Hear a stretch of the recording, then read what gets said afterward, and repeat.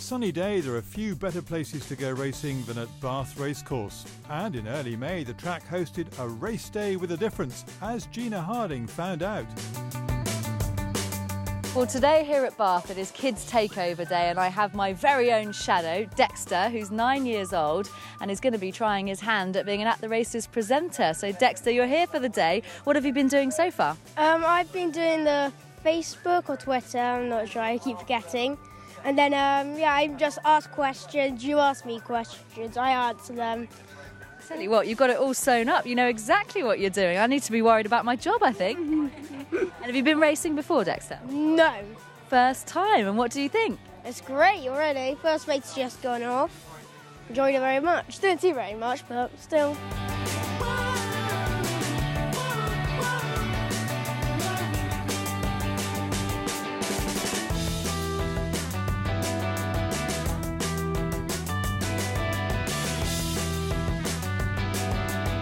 Part of our strategy really this year is to increase our level of engagement within the community.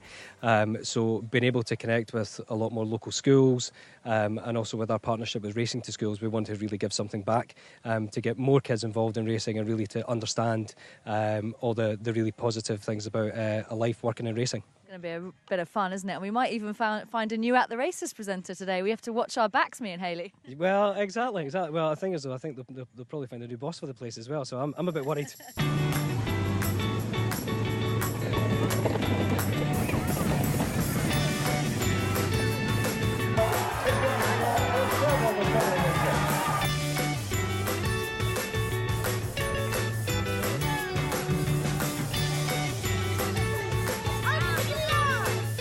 Katie, you've been up on the track showing Kate a little bit about your role on race day. Just talk us through what you were showing her today. Well, I was just really explaining that, from our role from sort of the 7-day stage as a clerk, when we actually give the ground for entries, and really just talking to her a little bit about how much it changes in that week leading up to racing, and how, as a clerk, you just have to try and keep everybody abreast of what you're abreast of, weather-wise, patterns, how quick it's drying out. We raced here last Wednesday on sort of good to soft ground. I was just explaining to Kate how quick here it starts to dry out with weather like this, and now we're very much on the quick side today. So, so I think she's already said that she didn't realise it was so complicated. So. How to walk up the track, Kate? What did you think? What have you learnt from Katie? I've learnt a lot about how technical it can actually be. Just how the track can change from one side to another. Absolutely, and it's quite a long walk as well. Katie does cover the miles, doesn't she? Oh yeah, definitely. She was telling me how she went out at 6 this morning. I'm thinking, my goodness. Yeah. And going out again. If you want to be a clerk of the course, it's the early starts, and you've got the going stick as well, which you always see people using, but actually, it's amazing that just a simple piece of wood can tell you so much. That's always something that puzzled me. Yeah, and it just, the deeper it goes, the softer the grass. So it's always handy if you've got heels on. You can give it a little twig as well. So clerk of the course, potential career. Definitely thinking about it. Yeah.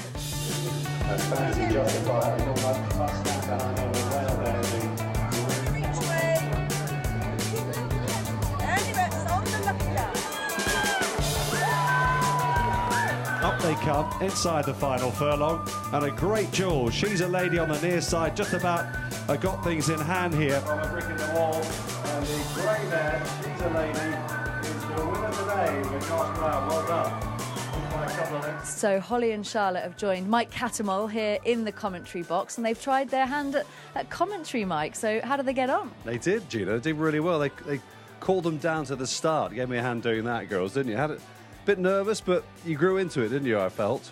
Yeah, it was really nerve-wracking, and you thought you were going to say the wrong thing, but you kind of got used to it. Did you hear yourself going out around the racecourse as you were talking?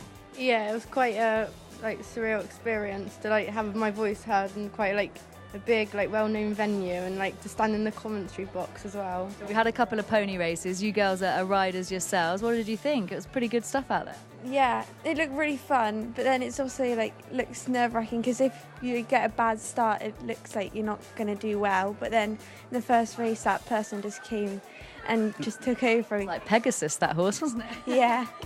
Look at Push the Button on the inside, being nudged to the finish by Tom Bradburn. What a ride this is from the youngster. Push the Button, tailed off at the start, last to first, comes home to win. Well done, young sir. So Finlay is going to be shadowing the race day photographer here. Matt, you've given him a few tips pre-race. What are the main things he needs to look out? Basically, sort of just make sure that you've got the horses full in the picture. So when you look through the viewfinder, Finlay, get the horses as big in there as you can. Don't take them miles down the course. Wait till they're a little bit closer to the finish, and then once you've got them in your view, keep pressing, but move with the horses. So don't stand still. See, racing photography is different to all other photographies where they tell you to stand still. With racing photography, you have to move.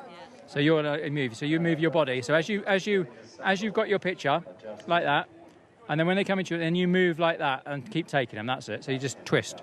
Okay, so you're well prepared now, Finlay. Have you ever had a go at photography before? No. You probably use a phone most of the time, don't you, for photos?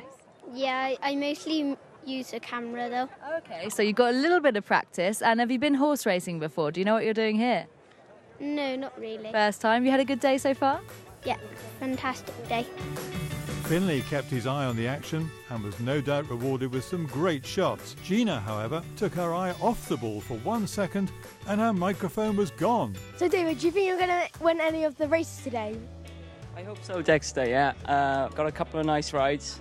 Looking forward to my first ride, which I just picked up a few minutes ago. Spare ride for John Gallagher. They're all babies, but we're hoping for a big day. Hopefully, we're a winner. Obviously, it's quite a big day. Big day. It's good for you guys to get out, and obviously, it's such a a lot of people turned up. Good weather. So if I have a winner, it made my day. That's Gina out of a job then. Kids Takeover Day has proved a great success.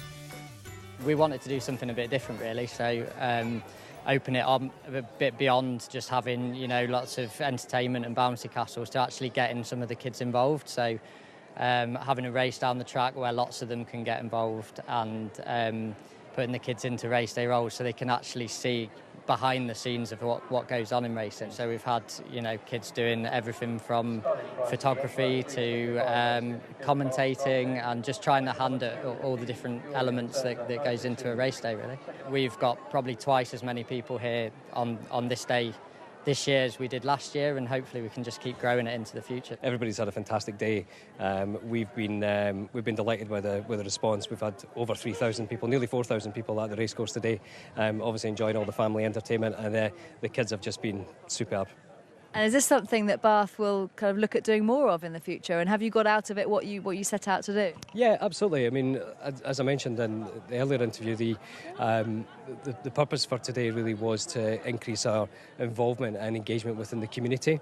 And what better way to do that to actually get them really involved and under the skin of what goes into running racing. So this is year one for us. Hopefully we'll have lots of learnings, and then we can bounce that into year two and get even more kids involved.